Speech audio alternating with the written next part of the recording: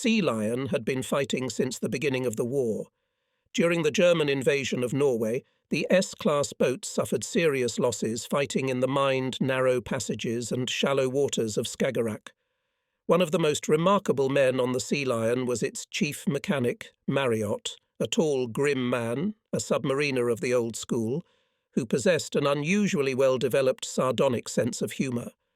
At sea, he constantly wore a very peculiar headdress of his own invention.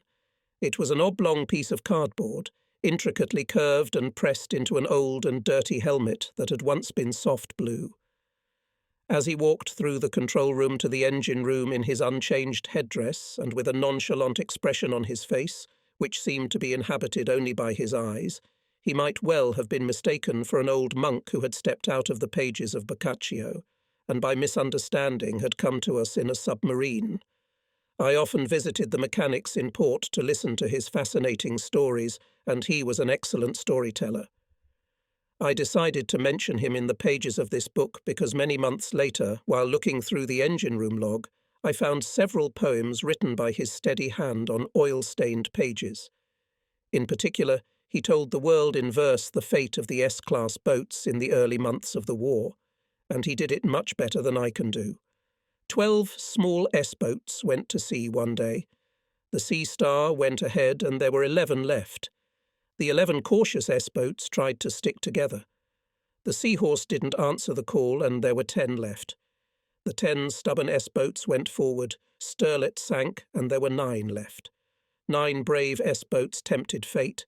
The Shark did not win, leaving 8. 8 stalwart S-boats, with men from Hunt and Devon. The Shark was too late and there were 7.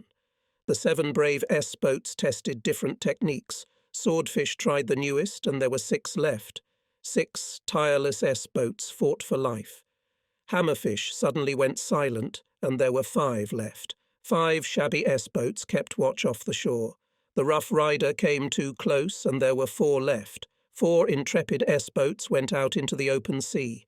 The Moonfish got hit by bombs and there were 3 of us left. 3 shabby S-boats went out on combat patrol. 2 tired S-boats, a lone S-boat. He left blank spaces to complete his poem later. I am very happy to report that it was not needed. Sea Lion, Sea Wolf, and Sturgeon lived to see the end of the war. This is an example of the peculiar sense of humour this man possessed. He was certainly a fatalist, prone to black humour, but his moods were far from defeatist. On the contrary, he invariably encouraged the crew. Communicating with men who had been in hard fighting and seen a lot of things was extremely useful to me at that time.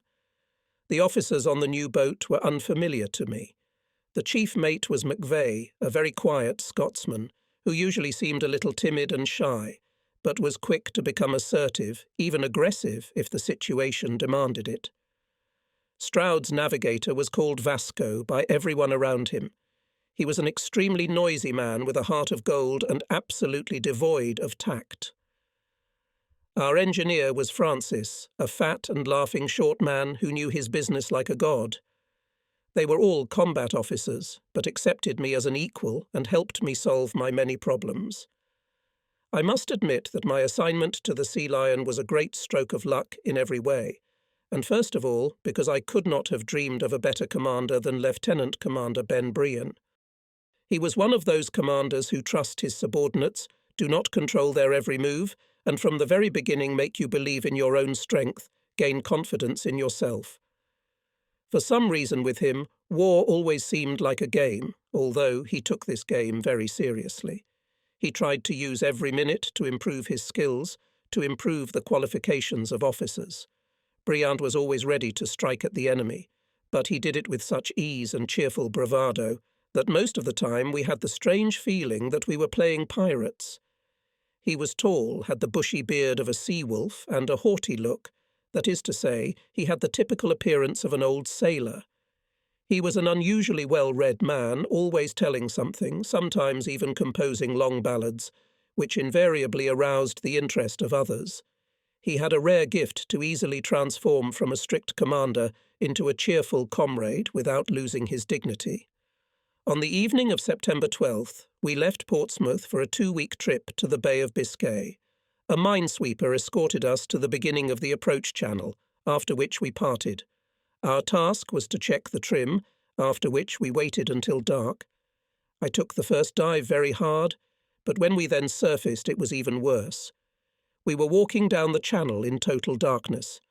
Whether I was sitting in the wardroom or lying in my bunk, I dreaded every minute the sound of the engine telegraph, signifying the command "full astern," which was sure to be followed by a collision. I could not shake off the certainty that it was bound to happen. I spent 2 hours of my first watch on the bridge in a state of near panic. It was so dark that I could barely see the horizon through my binoculars. It seemed to me that ships were approaching us from all sides, ready to ram the boat. Somewhere in the middle of the watch I became convinced that I had returned to the submarine fleet for nothing, for I could never be useful here. Fortunately, my second watch was in the early morning, visibility was much improved, and I was able to calm down. Still, when the first rays of the rising sun appeared in the sky and the captain made the decision to dive, I was relieved. I felt safer underwater. I was too worried about the possibility of a repeat of the night collision. On the second day, we reached our assigned position near Lorient. One of our tasks was to rendezvous with a French fishing boat from which we were to transfer secret documents smuggled out of occupied France. We planned to identify the fishing vessel by the following predetermined features. The sails on it were to beat against the mast. In addition, a man was to climb the mast from time to time. On the appointed day, as luck would have it, the wind died down. We approached a small fishing fleet. The small vessels stood almost motionless on the calm mirror surface, on all of them. Without exception, the sails hung lazily and only occasionally swayed a little in the weak wind, but they did not think of beating against the masts. The captain kept his eye on the periscope. It must be said that it is not an easy task to use a periscope in the calm without anyone noticing it, and we had to pass between ships to try and spot the right one. It was only late in the evening that the captain noticed a man climbing the mast on one of the ships. Of course, there may be many reasons why a man should be sent to the mast on any ship, but we could not help taking the opportunity. So when it got dark, we came close to this vessel. During the night we surfaced. The distance to the vessel was very short, within hearing distance. We had with us a young Frenchman who had already made several trips to and from the occupied territory of France. He travelled to the ship in a small canoe to make sure we didn't make the wrong choice. In case there was a mistake after all, our gun crew was on standby. The canoe disappeared into the darkness, and from there we heard some unintelligible speech, after which our Frenchman shouted, "It's all right, it's our own." A dinghy was lowered from the fishing vessel, and in a few minutes we were handed 2 suitcases full of papers and a bottle of wine, a souvenir for the captain. He was not indebted, and as a return gift sent the French captain a bottle of Scotch whisky. While the exchange of courtesies was going on, the observers noticed another vessel without lights, which came suspiciously close to us. We hastily broke off the conversation, fished our Frenchman out of the water with the canoe, and hurried away. Apart from this little adventure and a few false alarms, nothing of interest occurred during this hike. Toward the end of the hike, I managed to get my nerves in relative order, but until the very end of the service I felt uncomfortable at night on the surface. I was never able to get rid of this feeling completely. It always seemed to me that it was safer underwater. At last we returned to Fort Blockhouse, where 2 pieces of news awaited us. First, Ben Brian was leaving the Sea Lion to take command of the Safari, a new and improved S-class boat being completed at Camel Laird's shipyard. His place was to be taken by George Colvin, whom none of us knew. And secondly, the Sea Lion was going to winter above the Arctic Circle in a Russian port near Murmansk. George Colvin commanded the Moonfish, which was damaged by a German bomb while docked, and shortly before that he had brought back from Iceland the first German submarine captured during the war. Our new commander had very white skin and a bright red beard. When smiling, he always wrinkled his nose funny. Over time, we became very attached to this man. The next hike we went on was in late fall and headed for the polar latitudes. Along the way, we made a stop in Danuna to take on board special supplies and Arctic clothing. After that, we stopped for refueling at Scarpa Flow. That same night we left Scarpa. We had 1,500 miles to go. There was a gusty north wind, which in the open sea became a hurricane. I'd never seen such fierce weather before. All in all, it was a very promising start. I had to get used to the hard work of a submariner in the northern latitudes. At night, roaring wind, furious sea, hastily prepared food and moisture everywhere. From the combat deck house, water got into the control room, and from there found its way to all corners. My clothes were always wet, and there was no way to dry them. But for me, the biggest torture was waking up for night watch. 10 o'clock is your watch, sir.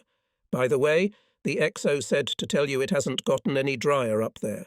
Someone shakes you by the shoulder, but you refuse to believe in the inevitability of rising and try with all your might to return to the cosy warmth of sleep. But the rude man doesn't lag behind and starts shaking you more insistently, preventing you from finishing your dream about charming blondes.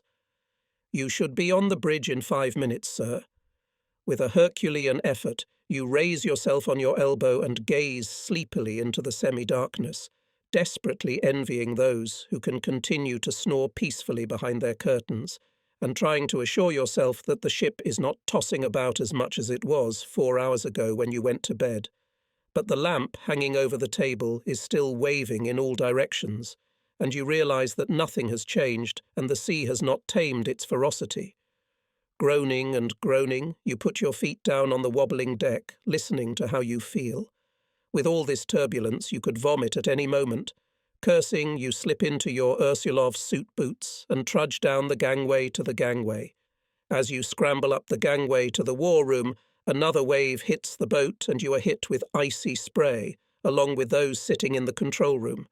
You curse and climb out of the hatch onto the bridge and look around. The night is dark, the wind howling deafeningly.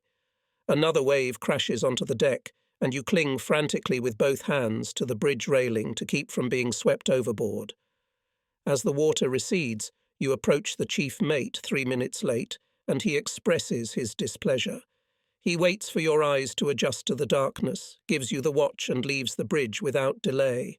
How you envy him.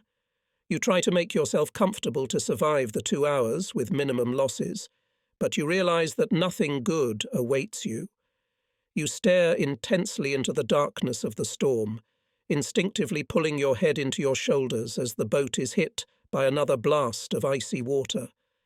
And you secretly suspect that the sea is aiming specifically at you.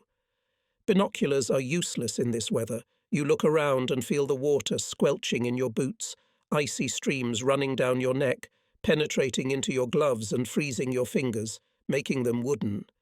You stare out to sea, trying to catch any sign of the approaching calm, but you realize the futility of these attempts. Right in front of you, you can see the bow of the submarine.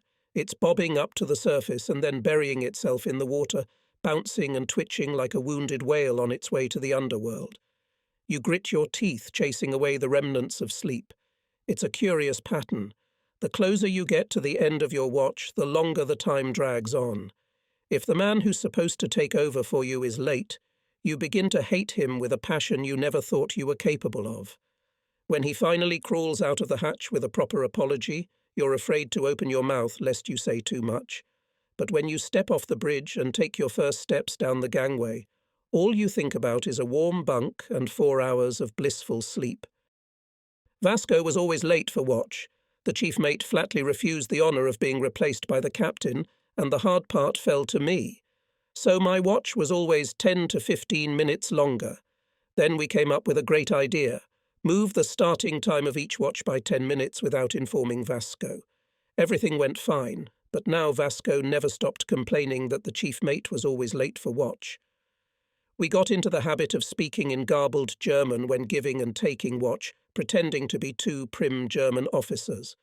The procedure always ended with the phrase, "God save England," and a ridiculous Nazi salute. Sometimes we tried to sing the whole thing, turning the comedy into a distant semblance of a Wagnerian opera. The lookouts probably thought we were insane from the cold. In such weather we had no rest during the day when we went under water. The waves were often so high that even at the periscope depth the boat swung like a mad pendulum. We had to work hard to keep at the right depth. Through the periscope we saw only the frantic dance of the waves, and the horizon, if we could see it, jumped so fast that it was almost impossible to keep track of it. Green waves lapped the periscope, leaving wisps of foam on the lens. Sometimes, in order not to finally exhaust the batteries, we had to go to greater depths, dooming ourselves then to complete blindness. It should be noted that in the open sea the movement of the waves can be felt even at a depth of 80 feet. Resurfacing in a heavy storm is also a tricky business. Before the water has drained from the unsealed parts of the superstructure and the boat has reached full buoyancy, it is very unstable, and if surfaced so that a wave hits the side, there is danger of capsizing when it hits. The first S-class boats were imperfect in this respect, and it is believed that one of them was lost by capsizing. That is why we always took extra care when surfacing. The boat was placed with its nose to the wave. When diving, on the contrary, we put the boat with its side to the wave, so that the lifting force did not hinder the dive. As we approached the Arctic Circle, the wind began to subside, the sky cleared, and we were finally able to determine our location by the celestial luminaries. At night the sky was coloured with multicoloured polar lights, and every day the moon and the sun rose lower and lower above the horizon. We recovered a little after the long storms, dried our clothes, began to eat normal food, and even, if possible, to entertain ourselves. We often played all sorts of games: point, trick-track, chess, cribbage. Personally, I liked poker the most, but the most popular game on our boat was Ludo. We played it every day and even organised competitions. One day the captain, a little embarrassed, took out of his drawer a few balls of coloured thread, a needle, a piece of cloth, and began cross-stitching some complicated pattern on a half-finished pillowcase. He said that he found such a hobby to be a creative activity, a good distraction and calming of the nerves. He would come up with his own designs, and when he started a new job, he always listened carefully to the advice he received from all sides about colour choices. Some of us carved wooden models of the sea lion. The mechanics, who had considerably more options, made their models out of copper. The assistant torpedo officer was making violins. In his spare time he would find a secluded spot somewhere in a nook between the pipes and feel perfectly happy cutting and working wooden planks. He even finished one violin, I think, but more often than not he was dissatisfied with the shape of the individual parts, which he spent long weeks making, and broke them. He was the oldest on our submarine and had one cherished wish: to kill as many Germans as possible. When the alarm sounded, he would freeze at the torpedo tubes with his fingers on the triggers, and was usually disappointed if the alarm turned out to be false.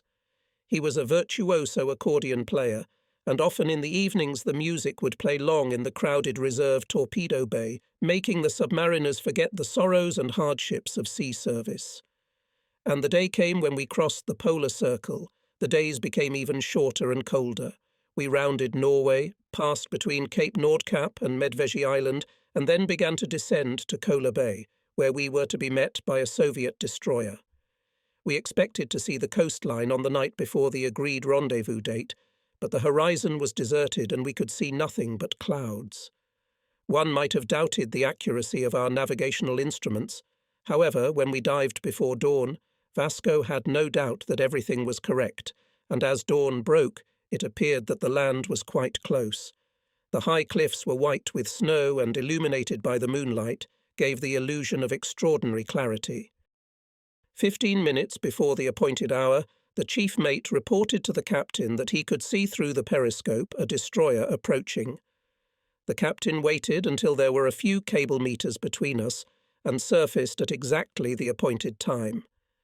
After exchanging identification signals, we took position astern of the destroyer and proceeded to the entrance to Kola Bay. The sailors were eagerly looking at the snow-white shores opening before them. It was a new, unknown to us land. Soon we approached Polyarny, a small port which was to become our base. Murmansk, the destination of the British convoys which were beginning to come into Russia, was a few miles up the river.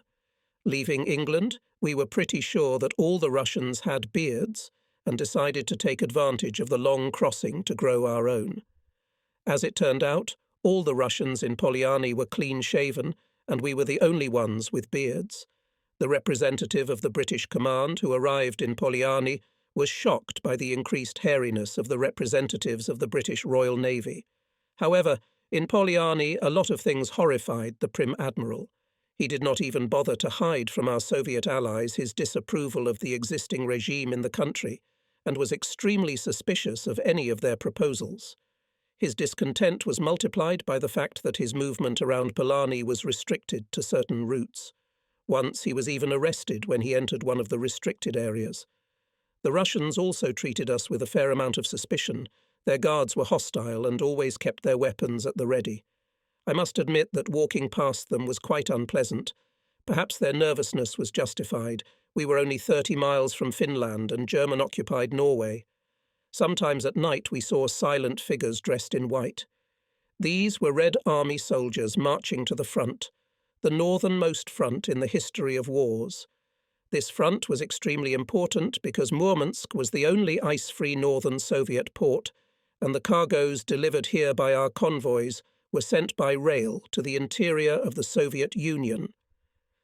The airmen had already sent a squadron of Spitfires here to ensure air superiority.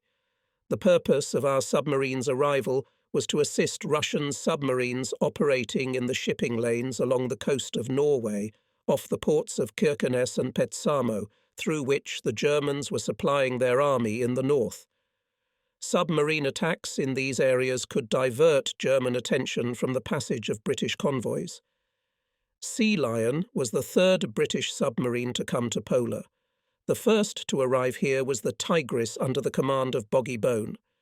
This boat made many successful combat trips and returned to England, taking with her as a passenger a live reindeer. The Trident under Sladen's command was still here. The Russian boats had not been very effective before the British appeared in Pola, but afterward the Russian sailors improved their tactics and became much more successful. Everything around us seemed extremely strange. Our breath froze and became vapour. This was the first time we encountered this phenomenon. The air was crystal clear and amazingly transparent. The sea and the sky seemed equally grey-blue against the snowy whiteness. We enjoyed ourselves as boys, walking on the crisp, untouched snow and falling into the fluffy drifts. At first we were surprised, but soon we got used to the fact that skis and sleds pulled by a tired nag are common means of transportation here. The tall red brick buildings looked very imposing from afar, but up close they were peeling from the frost. But the Russians always had central heating and delicious and hearty hot food. Returning from a camping trip, we lived on the shore. A Russian cook and 2 waitresses were assigned to us. They served us excellent vegetable soups. There were always bowls of caviar and plates with thick slices of smoked salmon on the table. From the window of the dining room there was a beautiful view of the bay, and on the wall hung a huge map of Europe, where flags marked the location of submarines. Just below the ceiling, near the point marking Pola, stuck out a lone British flag. The headquarters of the submarine fleet was located in the same building. The senior officer was Commander Davis, and the staff officer was a black-bearded reservist named Bray. Bray had an incredible array of duties, and there was always someone looking for him.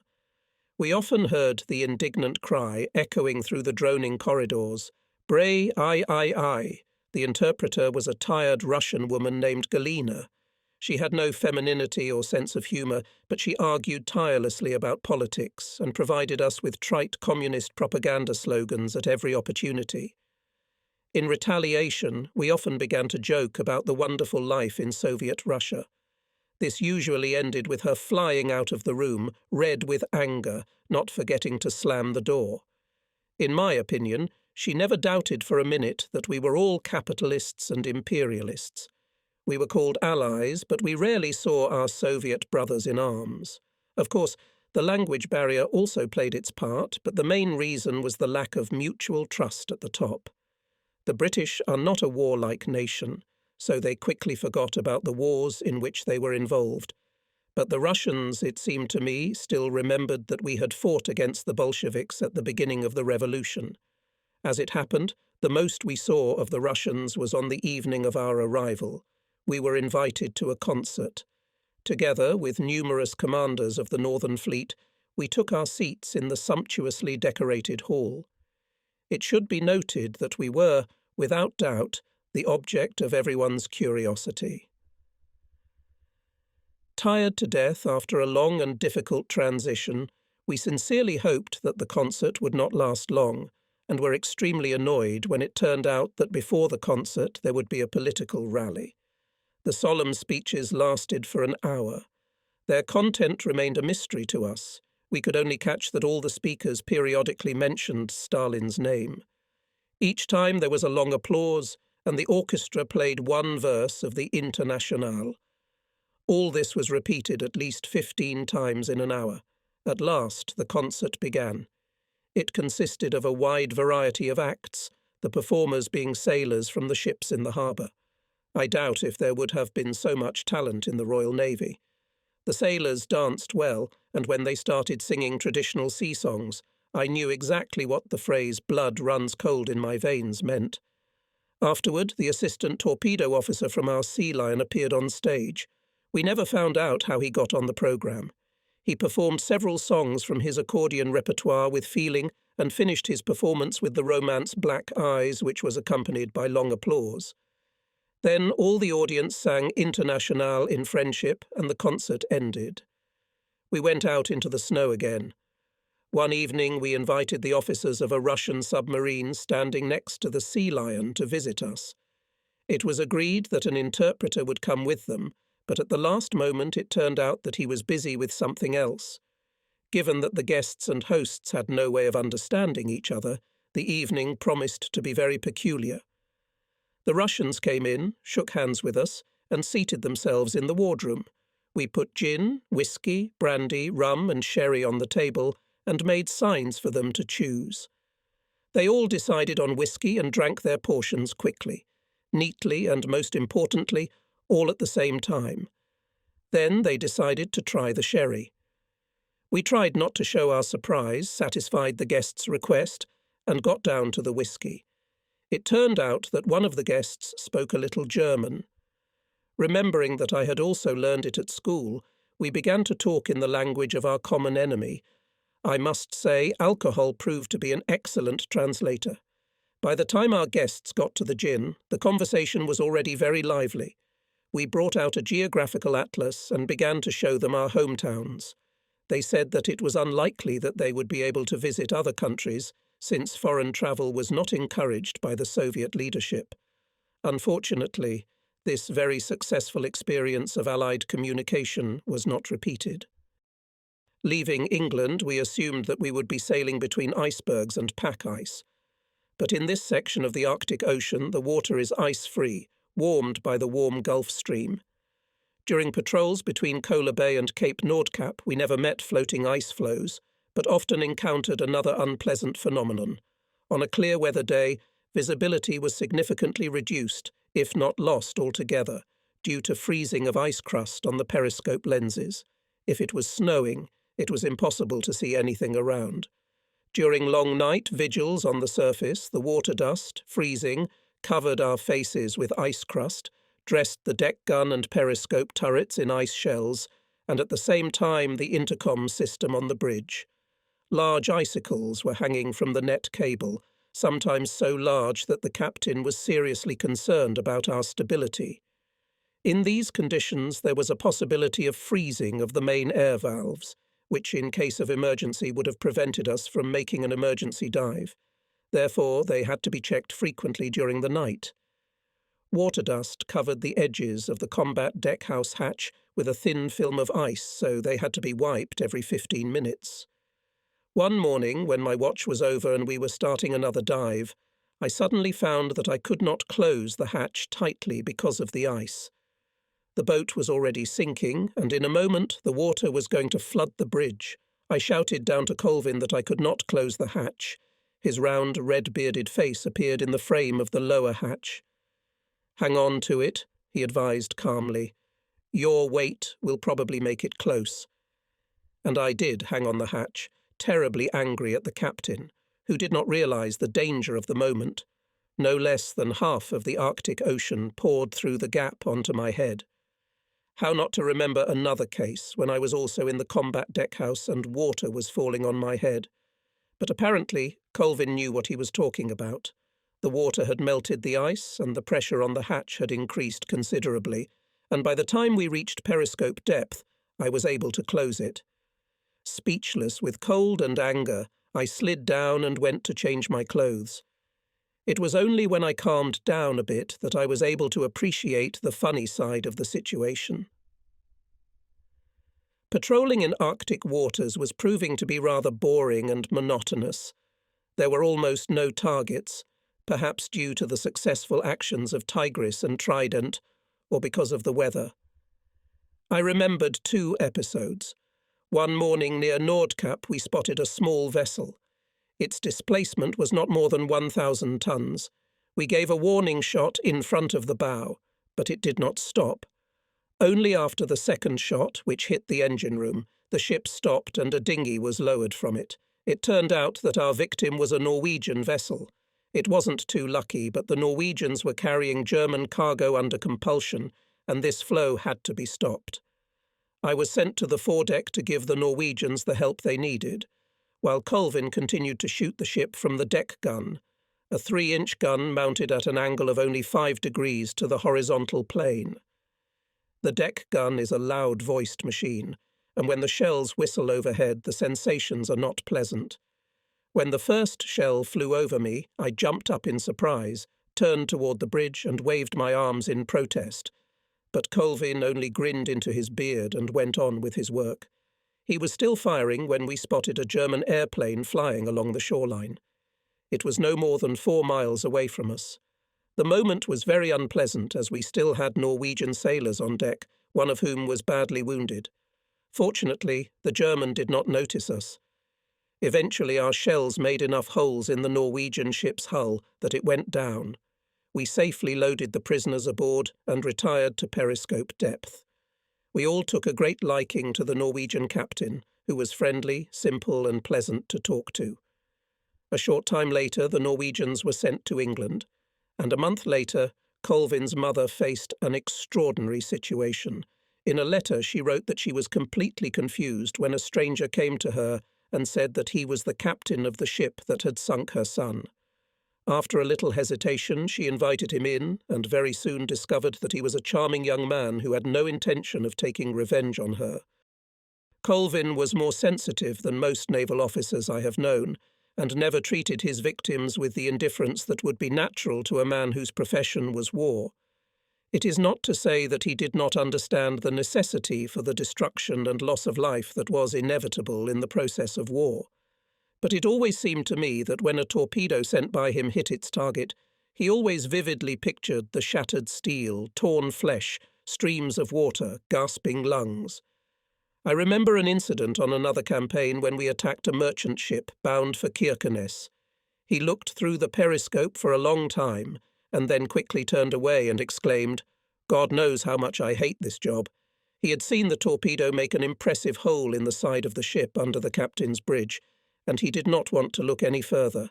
The ship we hit had no escort ships and no danger to us, so anyone who wanted to could look through the periscope. That was the first time I saw a ship sink. It went under slowly, settling on its bow. People were running around the tilted deck in panic. We breathed a sigh of relief when we noticed that they had launched a dinghy. The dinghy had gotten far enough away before the boat's bow dug sharply into the water and spiraled to the bottom. We saw that the boat was steadily heading towards land visible nearby, so there was no need for us to discover ourselves. Colvin was not at all pleased with this success. We were overjoyed when orders came to us to return home just before Christmas. The Trident was long gone, replaced by the Seawolf. It is impossible not to admit that we were already tired of the newness around us. We missed home, warmth, and companionship. The endless Arctic night, the monotonous landscape, and the tiresome snow had made our souls despondent, and the unfriendliness and suspicion of our allies, for the sake of helping them we had travelled so many miles, did not help to raise our spirits either. The elation of returning home was slightly dampened by the order to raid the Lofoten Islands on the way back. On Christmas Day we were still in Polar and looked longingly at the snow-covered mountain tops, but we soon put to sea and made the passage to the Shetland Islands. At Lerwick we arrived very tired and almost without fuel. The very next day we went on. Very soon the Irish Sea was behind us, and we found ourselves in our native Portsmouth, and the boat took its place at Fort Blockhouse. Great changes awaited us after our return from leave.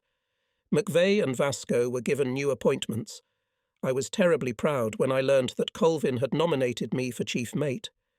Lieutenant Ivan Reike took my place as torpedo officer, and Lieutenant Mike Willoughby was appointed navigator instead of Vasco. The senior mate is responsible to the captain for keeping the ship running. He organises watches, assigns duties to sailors, trains them, monitors the health of the crew. In other words, he is responsible for everything that directly or indirectly affects the efficient operation of the ship. On submarines, the chief mate has another duty, on the proper performance of which in the full sense of the word depends the life and death of the ship: trim. All watch officers on a submarine can adjust trim if necessary during a watch, but the initial trim is the responsibility of the chief mate. At the beginning of each cruise, the weight of the submarine changes compared to its weight during the previous dive. This is due to the loading of torpedoes, ammunition, food, fresh water, and sometimes passengers. The chief mate must compensate for all changes by adjusting the amount of water in the trim tanks. He must know not only the numerical value of the additional weight, but also how it is distributed along the length of the submarine. All this requires quite complex mathematical calculations, and if a serious error is made in them, the submarine can easily go to the bottom on the first dive. During the training we were shown and told how to trim, but I had never been good at math, so when I became a senior mate and was faced with the need to do complex and cumbersome calculations on a regular basis, I immediately began to think of ways to simplify the problem. All the calculations were identical. The moment is the weight multiplied by the distance to the centre of the ship. Very quickly I discovered that an ordinary logarithmic ruler was ideal for performing them. I carefully plotted all the available tanks on the boat on my ruler and began to calculate trim in just a few minutes, and with a much lower probability of error. I didn't have to wait long for the opportunity to put my knowledge into practice. A few days after returning from leave, we were ordered to prepare for an urgent departure to the Bay of Biscay. There were rumours that German warships, Scharnhorst and Gneisenau, which had stood in Brest for almost a year, would break through to the German port. We were to be part of a large flotilla of submarines patrolling Brest. Ever since air reconnaissance first detected enemy ships in Brest last March, our submarines had been constantly in the area. They even began to be called the Iron Ring, though greatly exaggerating their merits. In order to form a truly impassable barrier required a very large number of submarines, which were not available. In addition, the submarines constantly had new work. This became especially noticeable after the entry of Italy into the war, the defeat of France, and the need for the presence of our submarine fleet in the Mediterranean. In addition, we must not forget that during the Norwegian campaign our submarine fleet suffered considerable losses. Nevertheless, all submarines that could be released went to the Bay of Biscay. There they often spent time unproductively. If they saw other people's ships, it was an errant German submarine or a random ship that decided at its own risk to break the blockade ring. Now, although the Sea Lion was in need of repair and re-equipment, it was hastily sent to reinforce the Iron Ring. We had no idea where the German cruisers will go, through the English Channel, or will break into the Atlantic to bypass Scotland and enter one of the Norwegian ports. On the night of February 6th, we reached our assigned point a few miles west of Wesson. Nothing happened for the next 48 hours, but on February 8 we received a radiogram that brought us much excitement. The main German force is expected to conduct sea trials before going to the open sea.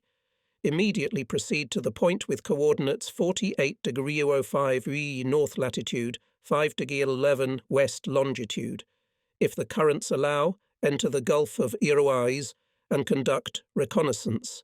If possible, attack. How not to get excited? Such a thing.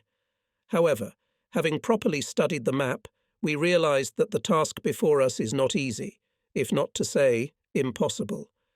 There are probably patrolling anti-submarine ships, there are anti-submarine barriers and minefields, but in addition, the strong currents between the rocks and reefs of the Chaussée de Seine are a big problem for a submarine floating underwater.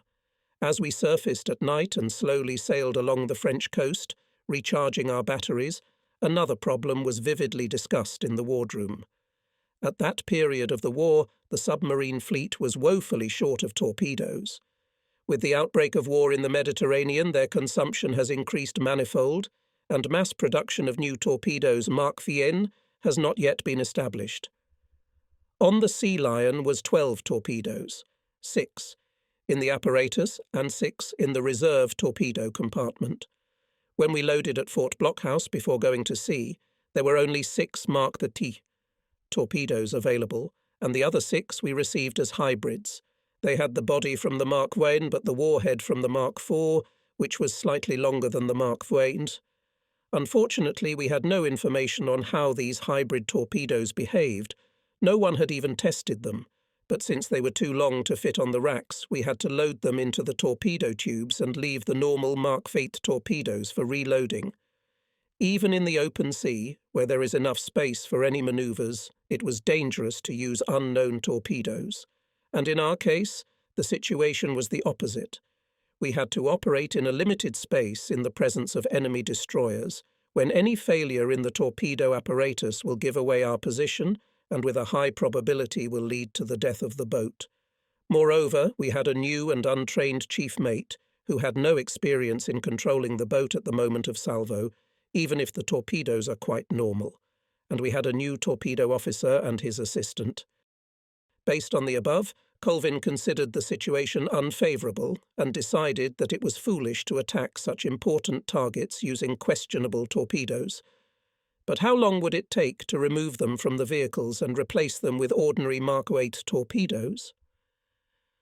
Because of their excessive length, the combined torpedoes will not fit on the racks, so the warheads will have to be removed before they are stowed. I should note that the process of removing even a normal torpedo from the tube, if the rack is occupied, is not easy, let alone ours. On top of all this, the question arose, where to store warheads from the Mark IV. The problems are many, but nothing was impossible in the above operations. Analysing the situation, we concluded that the work can be done in 18 hours. However, reloading torpedo tubes at sea is done only when the boat is underwater, where it is less exposed to external influences. Consequently, it will take us 2 nights to complete the work, and the attack is scheduled for tomorrow. And Colvin has made an unprecedented decision. Then we shoot these things into the ocean. Schiff Francis took a deep puff and let out a cloud of smoke that stretched upward and enveloped the lamps swinging above our heads. We sat in silence and watched the smoke billow in the air, vibrating from the running diesels. If only these infestations weren't so expensive, sighed the captain, pulled the hood of his Ursulov suit over his head, and went to the bridge. Be that as it may, the decision had been made, and it had to be implemented without wasting time. Before dawn we loaded, conducted a training attack, and fired all the torpedoes presumably toward America. We couldn't follow their movements because it was too dark. One thing was very important. The Sea Lion jumped to the surface during the salvo. Although it was a costly exercise, I had gained invaluable experience. Now I knew exactly how to keep the boat at depth when firing. Loading torpedoes, Mark Wabe in the vacated tubes, was not a difficult task, and early in the day we were again ready to fire a salvo if necessary. It was the morning of February 9th. In the afternoon we found a signal buoy, which marked the seaward end of the Chaussée de Seine, a navigationally dangerous section of the seabed, consisting entirely of rocks and shoals. It is shaped like a tongue extending into the ocean 15 miles from the mainland. This ridge of rocks runs along the south side of the waiter space Kalediruaz, a wide bay where the German cruisers were expected to conduct sea trials. We had orders to penetrate this bay as far as possible in daylight. To prevent the boat from being thrown onto the rocks, we were to enter the bay with the tide and leave before the end of low tide. We could do nothing until the next morning, and so another problem arose: where to go at night to recharge our batteries. It seemed obvious that the enemy's ships would appear in the northwest part of the bay if they took the channel, or in the southwest part, where we were now, if they chose a roundabout route. "As the Irish say," muttered the captain, conjuring up a map, "I'm not a bird and can't be in two places at once."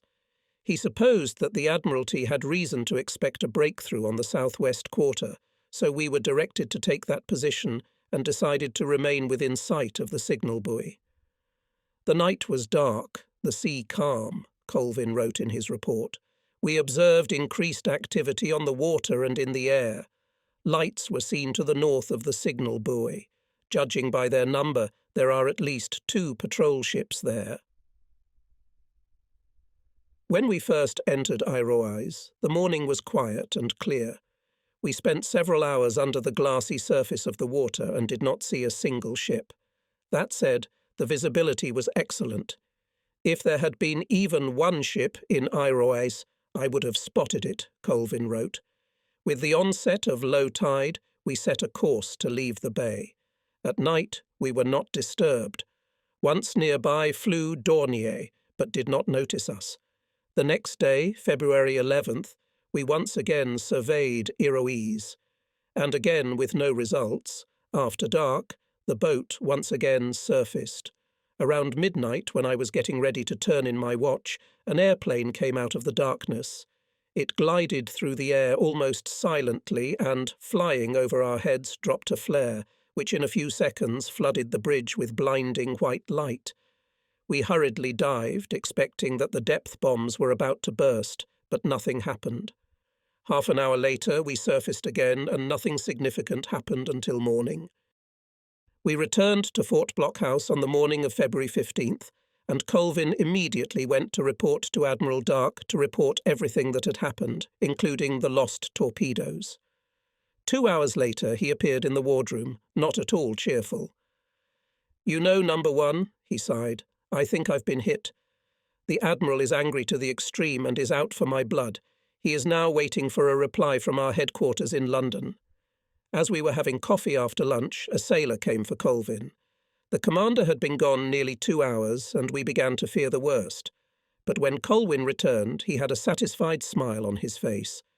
The reply from London was that Lieutenant Commander Colvin's actions could not be regarded as routine, but under the peculiar circumstances they could be considered justified.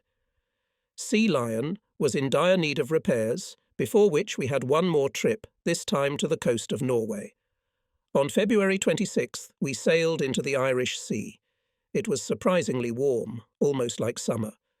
Mike Willoughby and I stood for hours on the bridge and carried on conversations.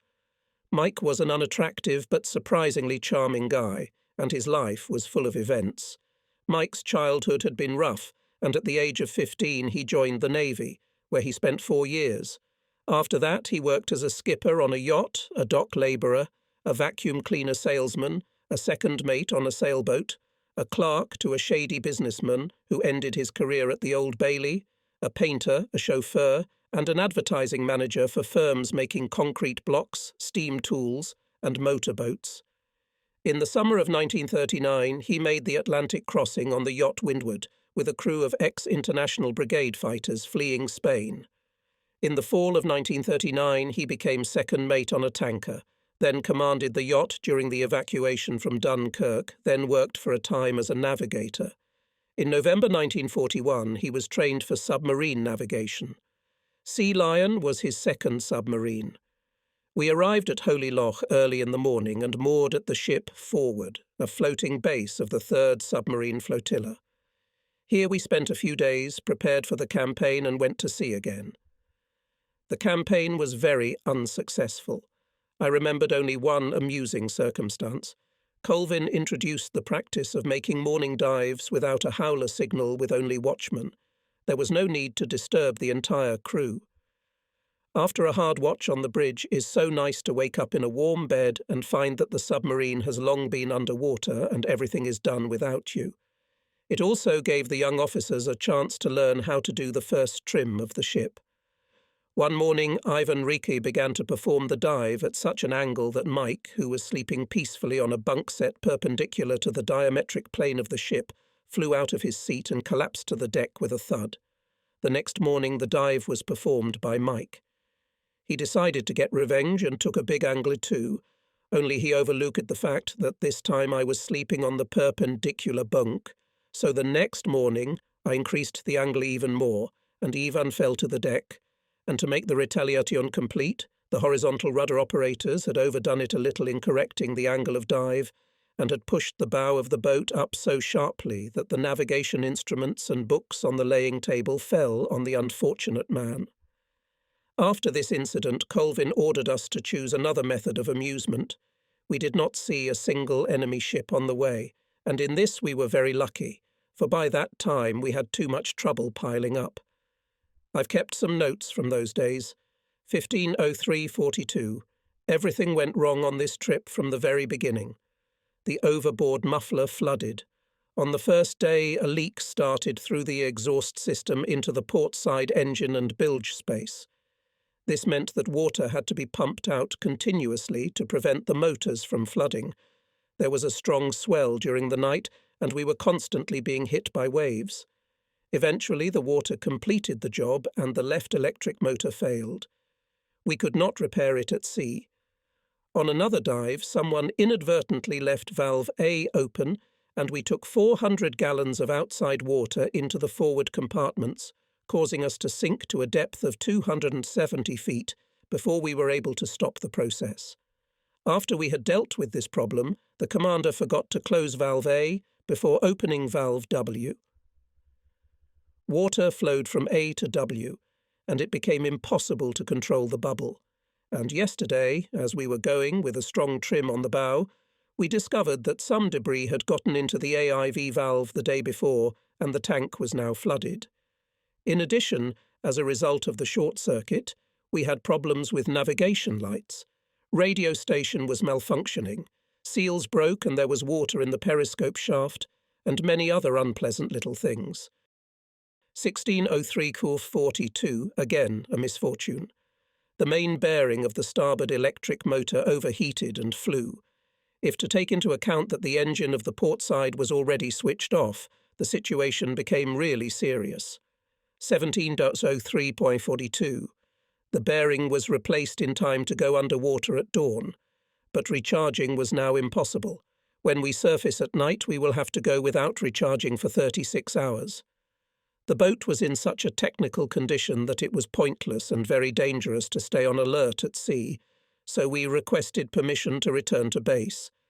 Having received it, we with great difficulty reached to Holly Loch, and we were brought before a board of inquiry who wanted an answer to the question of how we could have been so grossly negligent as to cause the flooding of the left motor. As chief mate, I received a fair amount of displeasure from their lordships, but the Sea Lion was still sent for repairs. Colvin left us and took command of the Tigris. A few days later, I received an appointment as chief mate on the new boat Saracen, which was being completed at Camel Laird's shipyard. The Sea Lion was a very sad sight, and I left it with a heavy heart. I did not know then that we were yet to meet. It is with great regret that I must report that George Colvin died a year later in the Mediterranean. He was awarded the Distinguished Service Order for his exploits. It was not until I arrived at Camel Laird's dockyard that I learned that my new commanding officer would be Lieutenant M. Lambie, whom I had met many times at Fort Blockhouse. Lambie was a tall, wiry young man, very determined and confident. He was an excellent squash and cricket player, and had no doubt that he had come into this world for great things. I can't say that I was very happy to be appointed to him as a senior assistant. It was a bit scary. I had to plunge head first into the daily life of a giant shipyard. From morning till night the clatter of riveting hammers was heard in the empty metal rooms, as if thousands of woodpeckers were hard at work in the forest of steel. Lifting cranes groaned and rattled, blinding welding fires crackled, metal, wood and paint smelled. I got acquainted with the craftsmen and workers employed on our submarine. The sturdy hull was complete, and now it was to be filled with all kinds of machinery, instruments and equipment, furniture and utensils, everything that might be needed. Warrant Engineer M. Stevenson arrived at the shipyard before any of us and had been working here for several months. He was responsible for the operation of the propulsion system and all of the ship's devices and systems. I had to know how everything worked to be able to maximize the ship's effectiveness in combat. Besides, the rest of the crew had already started to arrive. I had to get to know everyone and immediately start building a cohesive team. Submarine construction in wartime is an ongoing friendly but stubborn rivalry between officers and shipyard management. Every submarine commander, unless of course he is a young greenhorn, has his own ideas on how to make the submarine an effective fighting machine and create acceptable conditions for human life in it. The exact arrangement of intercoms on the bridge, telephones in each compartment, water level indicators in the tanks, torpedo exit alarms, lights, electric radiators, fans, arrangement of bunks, galley plan, shape of the laying table. All these details were carefully watched by Lambie and myself. In the first place, we did not consider them trifles, and in the second place, we thought it right to insist on our own, for we were to live and fight in this boat. The shipyard management sympathized with us and tried to meet our demands, but they also had to reckon with the requirements of standardization in order not to slow down the construction. As the chief mate, I tried to be tactful but persistent in every possible way to get our demands met. Sometimes it was enough to have a few words with the contractor. Sometimes it was enough to have a chat with the foreman and insistently demand something from the manager. If the problem was not solved, another way was to persuade the captain to pay a visit to the Admiralty representative whose job it was to supervise the construction. Each of us had our own devices, which were very tempting to make in the factory. Lambie had developed a special logarithmic ruler for calculating torpedo firing intervals and deflections, and I was anxious to get an improved version of my differit ruler. I must say that the shipyard management tried to meet our needs and always helped us if possible. With each passing day, the submarine acquired more and more resemblance to a warship, the crew arrived and dock trials began. The last to report to Camel Laird's were two officers. One of them, assigned as torpedo and gunnery officer, I already knew. This was young Ivan Rakes of the Sea Lion. The navigator was Tony Johnson, a tall, handsome Irishman who had been a student of agriculture before the war. He always took with him to see some slices, which in his free time from watch he enthusiastically looked through a microscope. And the day came when all the construction work was completed. The submarine was stripped of the wires and cables that entangled her, severing the last thread connecting her to the shore. We took on board supplies and escorted to Dunoon to join the 3rd Flotilla and conduct sea trials and exercises, after which we were to go to the Mediterranean. For 2 months we trained hard, trying to anticipate possible emergencies and learning how to deal with them. Then we went out on a trial trip, the purpose of which was to give the crew a chance to get used to the sailing conditions and the captain to gain experience of going to a given point and returning back. We were sent to a relatively quiet area where an encounter with the enemy was unlikely. However, on this mostly training cruise, Lambie managed to distinguish himself by sinking a German submarine and bringing home a German prisoner. We were in the central part of the North Sea, which for many days remained completely deserted. Everywhere, as far as the eye could see, there was only the grey surface of the sea. When the day before the end of the campaign, who was on watch? Tony Johnson saw in the periscope rising out of the water angular deckhouse of a German submarine. He did not immediately believe his eyes, but the enemy ship was quite real, with the water bubbling and foaming around it. "Captain to the control room," he shouted enthusiastically. "Alert! An enemy submarine is surfacing." Everyone rushed to their seats. Lambie began to call out, "Bearing and distances," even before Rakes turned on his fruit machine. The conditions for the attack were difficult. It was already dark, and the boat would hardly stick to one direction and speed after surfacing to make it easy for us. Standing behind the backs of the horizontal rudder operators, I tried to cope with the trim disturbance caused by moving people around the boat. Everyone rushed aft to the control room. So, water should be taken into the bow tanks and pumped out of the mid-tanks. In addition, I was obliged to keep an eye on the helmsmen to ensure that they performed all the necessary actions in time. The boat must be kept at periscope depth at all times, without going below, so that the captain could see the battlefield, and at the same time it could not be allowed that because of someone else's mistake the boat would find itself popping up to the surface. If all this was accomplished, the captain could concentrate fully on the attack. 2 minutes later, he gave the order to begin the attack. "Ready all 6 tubes," and then, "First one goes, second, third." I hardly heard anything further because I was busy pumping water into the bow tanks and increasing my speed so as not to be on the surface. Calmly, as if we were still on drill, Acoustician Crosby reported, "All torpedoes out, sir." Soon there was a deafening explosion. We got the enemy. Lumbie took a long, careful look at the horizon through his periscope, then ordered us to surface. As soon as we were fully buoyant and started the engines, I asked permission to go up to the bridge. As I opened the hatch, I took a deep breath of fresh sea air and saw a few stars shining merrily in the dark night sky.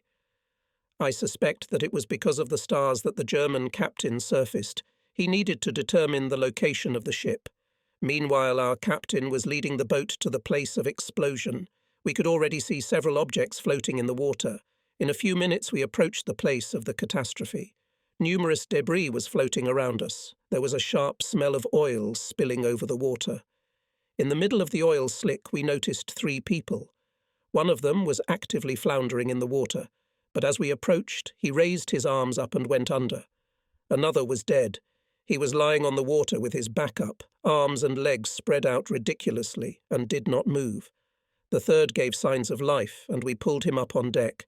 He was unconscious and moaning loudly, spewing streams of seawater and oil from his stomach. The sailors dragged him to the bridge. There he regained consciousness for a while, opened his eyes and looked at me. His eyes blazed with despair and hatred. Both feelings were so strong that I confess I felt uneasy. Then he lost consciousness again. The sailors carefully lowered him into the interior. We were to dive again to reload the torpedo tubes.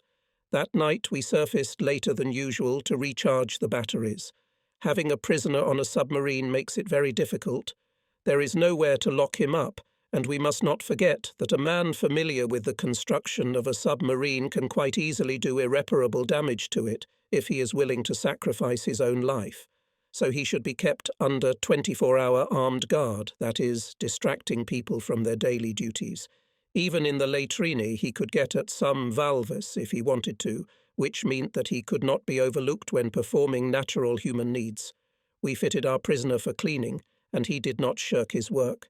As we learned, he was a forward lookout and was on the bridge with the navigator and captain when they were hit by our torpedo.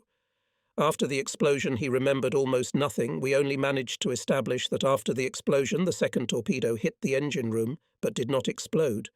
We returned to Danun victorious, but we did not have to rejoice for long, because we immediately began preparations for the passage to the Mediterranean.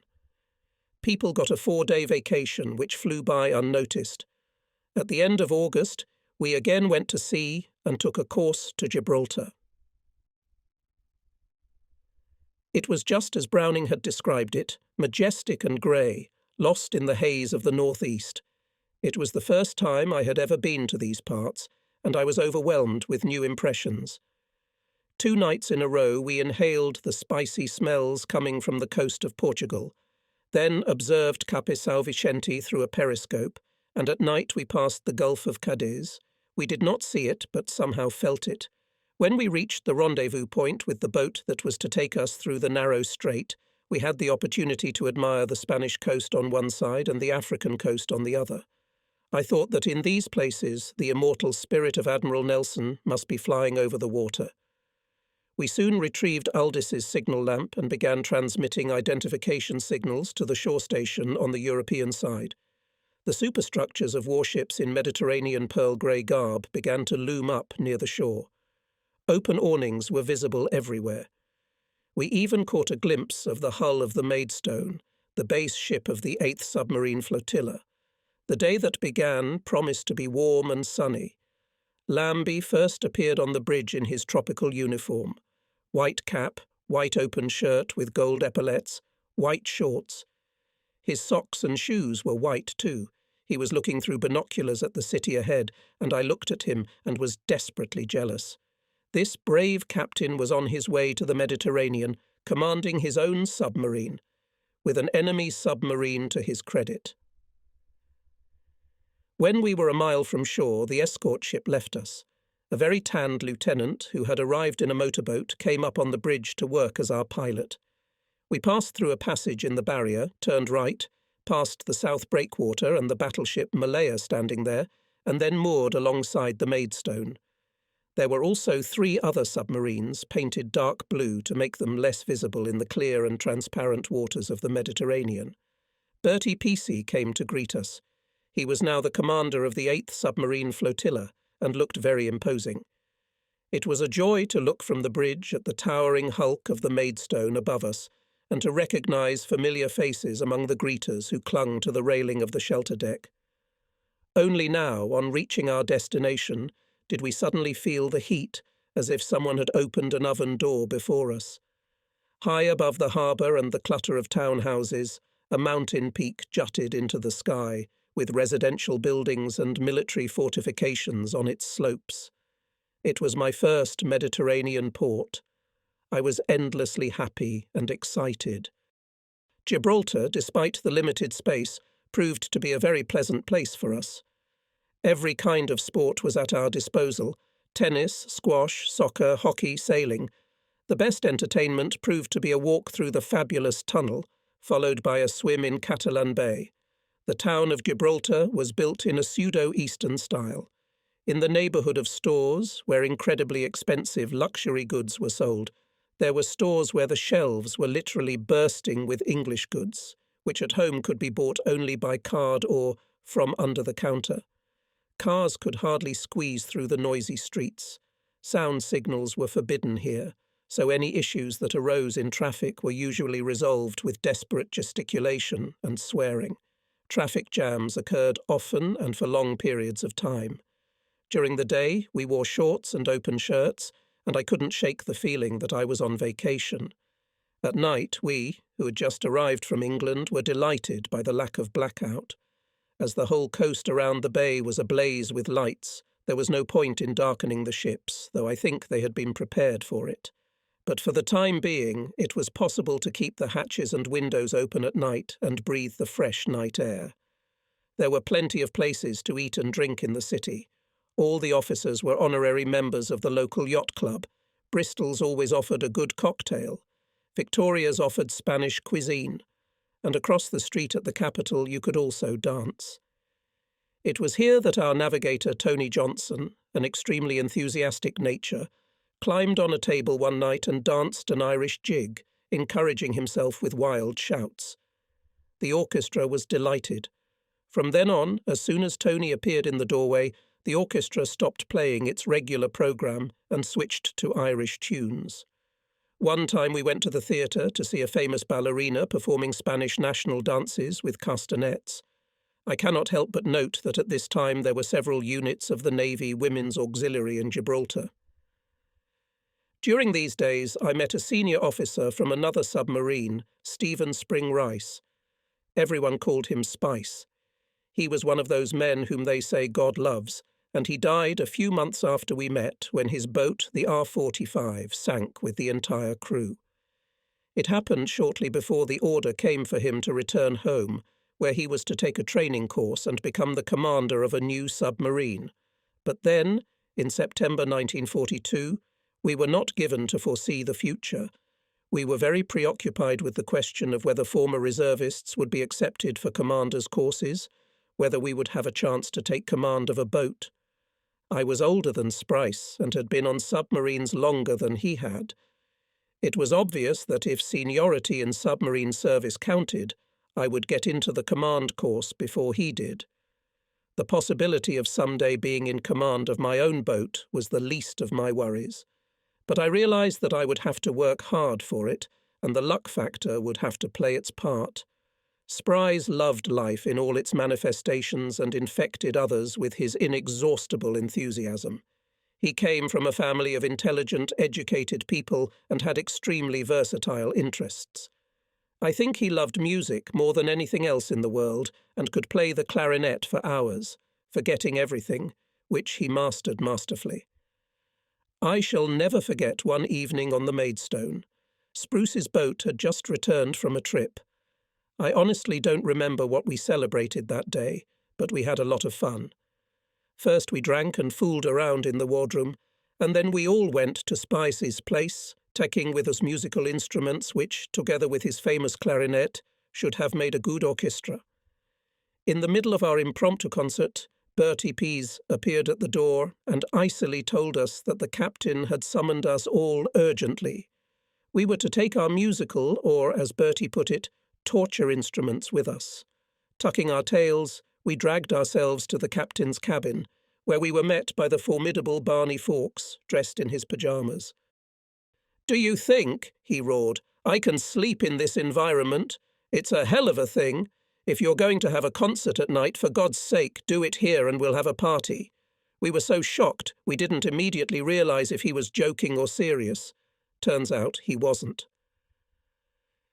Drinks appeared on the table and the party went on for 2 hours, with Barney Fawkes and Bertie Pease making as much noise as anyone else. The evening was a success. Time flew fast in Gibraltar. We spent a few days loading supplies and painting the boat dark blue, after which the Saracen made her first trip along the Spanish coast to Barcelona. Here it was impossible to meet enemy ships, but there were many merchant ships of neutral countries around, on which we carried out training attacks to adapt to the Mediterranean conditions. Nothing much happened on the campaign, and we returned to Gibraltar ready for battle.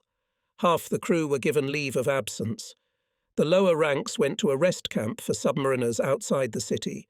Stevenson and I spent 3 days as white men in a rest home for officers, which was adapted part of the hospital for military sailors. I still remember the wonderful view of the harbour from the window of my room. Back on the Saracen, we were ordered to join the 10th Submarine Flotilla based in Malta. Between June 1940, when Mussolini entered the war, and September 1943, when his fleet surrendered, our submarines, stationed in Malta and Alexandria, and later in Beirut and Algiers, sent to the bottom enemy ships with a combined tonnage of more than 1,300,000 tons. During this time, we lost 41 submarines.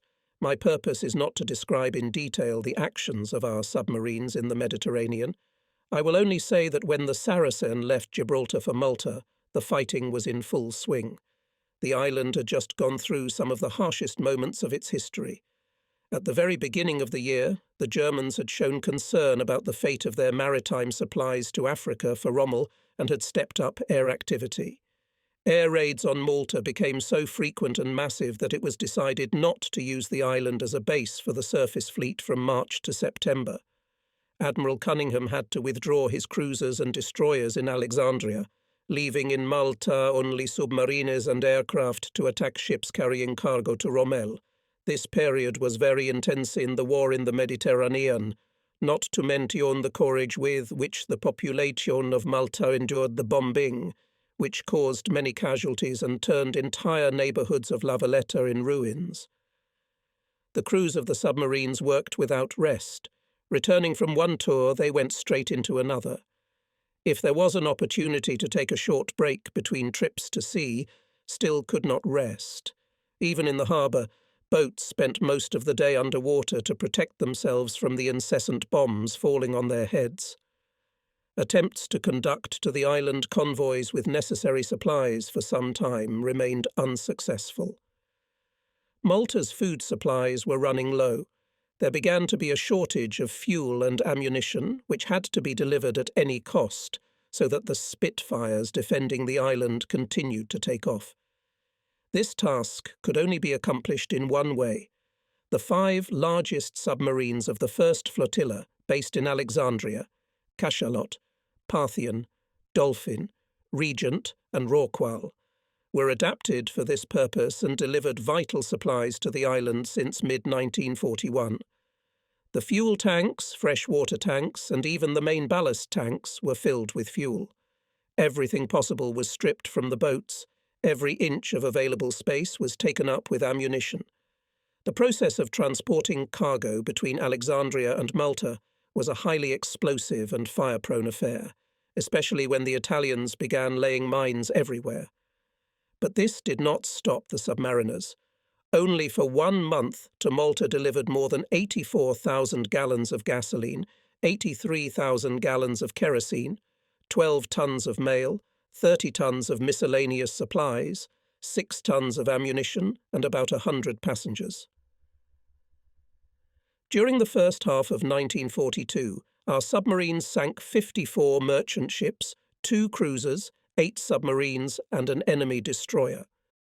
Meanwhile, in Malta was properly established air defence, and surface ships were able to return to the island.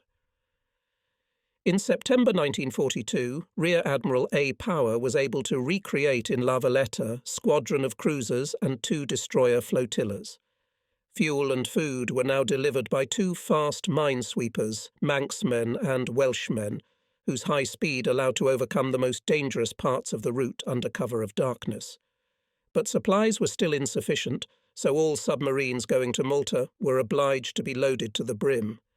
In this case, the issue of inconvenience was not considered. We tried only to avoid reducing the combat effectiveness of the submarine. In the last days before the departure, we were busy trying to load Saracen as much as possible, looking for the most unexpected places for supplies. 1 freshwater tank and 2 inner trim tanks were emptied of their contents, opened and filled with canned goods. Boxes of engine parts, torpedo detonators, canned goods, and ammunition were everywhere. In addition to all this, we were to deliver a special cargo to Malta, a human torpedo. It was an ordinary torpedo with a detachable warhead, adapted for transportation by 2 men riding on top of it in diving suits. It must have been prepared for use against targets on Italian naval bases. The transportation of the special cargo was done in secrecy. Silent engineers from the Maidstone appeared on the Saracen and set up a bulky steel container on deck. The night before we sailed, a mysterious torpedo was loaded into it. As we approached Malta, we covered the structure with a tarpaulin that read, "Beware of gasoline." The Saracen had a lot of extra cargo on board, and I was worried about differential. My trusty ruler could no longer cope with this problem, and all my attempts to make more complicated calculations failed. So I decided to take the path of least resistance.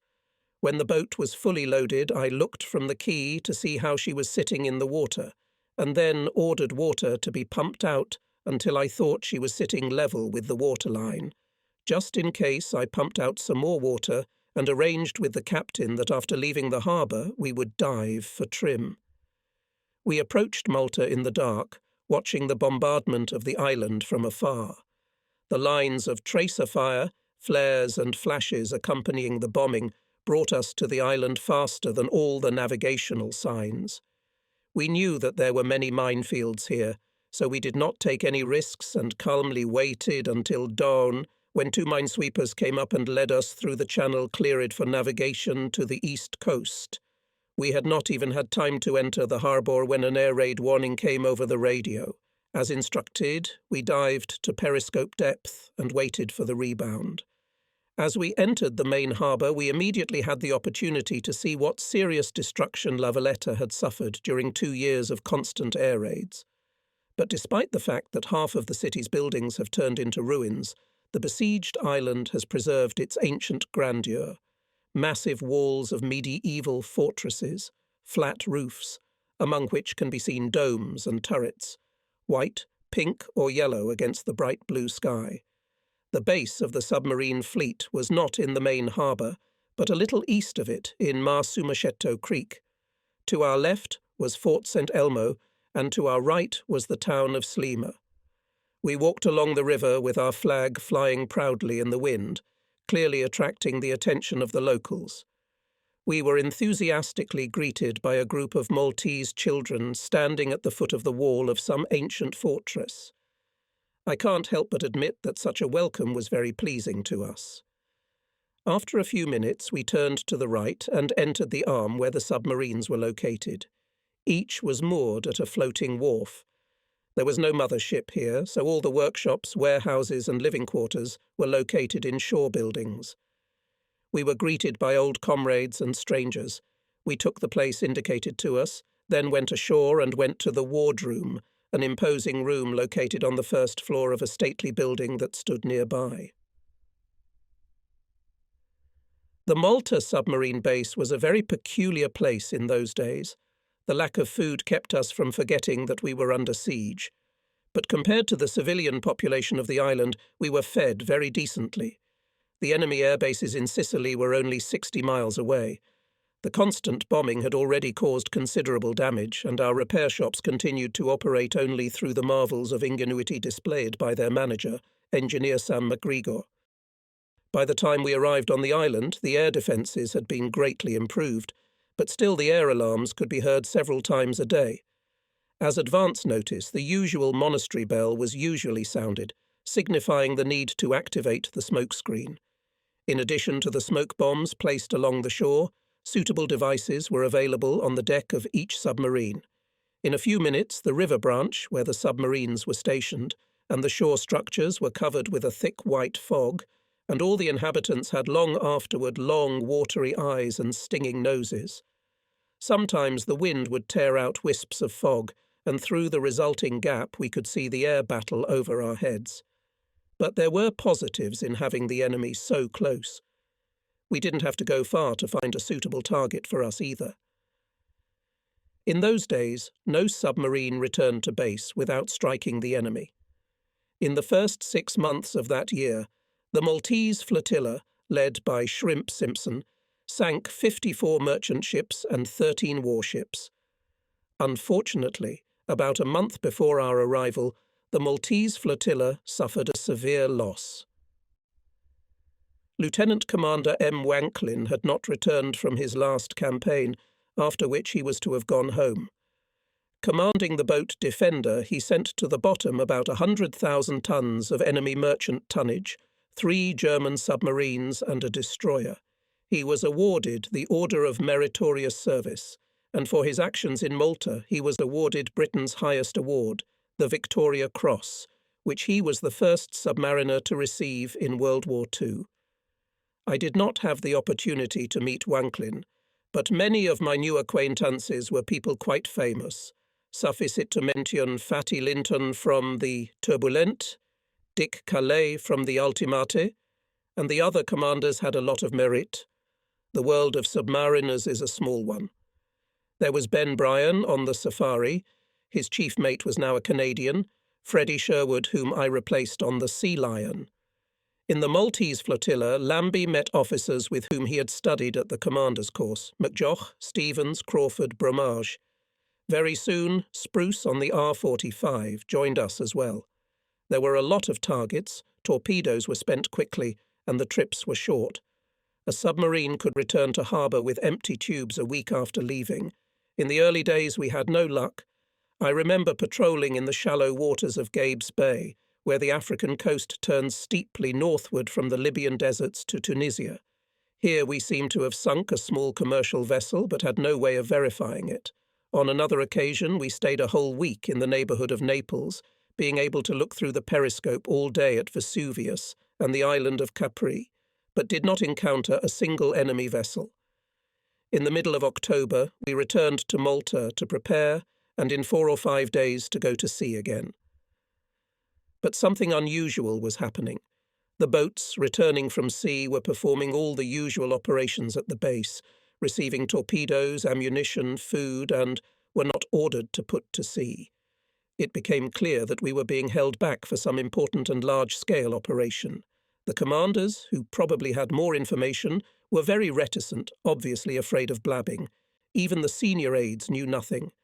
As the number of waiting boats increased, so did the tension. People were left to make the most unbelievable guesses. There were a lot of rumours floating around the base, one more incredible than the other. We almost constantly lived under the cover of a smokescreen so that spy planes from Sicily did not know how many submarines accumulated at the base. One morning Michelambier told me in confidence that we were going out in the evening, but he didn't know exactly where we were going. We had been ready for a long time. All that was left was to load fresh food and personal belongings. At night we went out to sea and took a course to the northwest.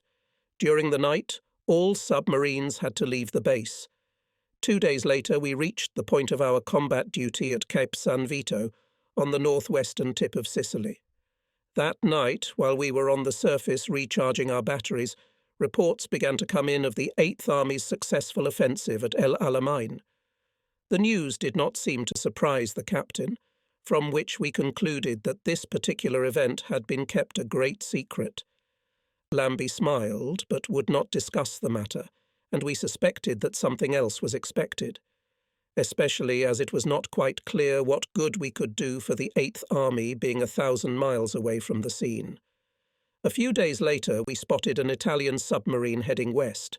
After a brief attack, during which Lambie saw the smiling faces of the Italian officers on the bridge, we blew the enemy ship to pieces with 3 torpedoes.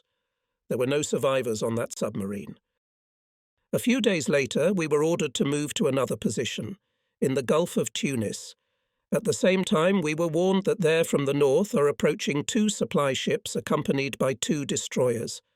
They are going to the port of Tunis, the main port through which the supply of the enemy army in North Africa. We knew that the convoy must pass the positions of our other submarines as well.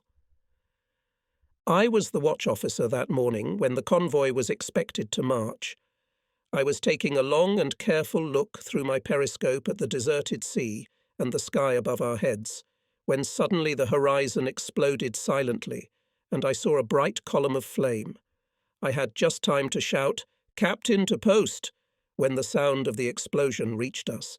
We conjectured that MacJoch, whose position was to the north of us, had attacked the enemy. Our guess grew into certainty when the masts and hulls of ships began to appear over the horizon. We saw 2 destroyers and only 1 merchant ship. An hour later they approached us. The captain fired 4 torpedoes, after which we immediately dived deeper to avoid the destroyer's attack. After a long wait there was an explosion, but it might have been the sound of a depth bomb bursting. When we came up to periscope depth, the captain saw that the merchant ship, letting out puffs of black smoke from her chimney, was rapidly heading for the harbour entrance, but she was escorted by only 1 destroyer. Of course, we were annoyed that we had missed our main target, but we settled for little. The surviving destroyer was still walking around the bay for a long time, looking for us. That same night we reported to the base that we missed the merchant ship but sunk the destroyer, and received the answer, "Not bad. Next time, consider that you were aiming at a destroyer." Only now we had an opportunity to satisfy our curiosity, having received news of the Allied landings in Algiers, Oran and Casablanca. Operation Torch was launched. The task of the submarine fleet was to attack Italian warships on their way from bases to landing sites. However, the Italian Navy preferred to wait out the critical time at home bases. We soon saw the reaction of the Germans to what had happened. Blue tropical sky became black from flying U-52, transporting troops from Sicily to Tunisia. At first, noticing the planes, we obediently dived as instructed. But these planes were not interested in submarines, so we stopped bothering and, remaining at periscope depth, watched the progress of transportation. Sometimes 6-engine air giants appeared in the sky with gliders in tow. They would land and immediately take off again, to return in 2 hours with another batch of men. This went on for the rest of our campaign. At the first opportunity, the captain sent a radiogram to Malta, hoping for the intervention of our planes. A few days later, we received orders to return to base.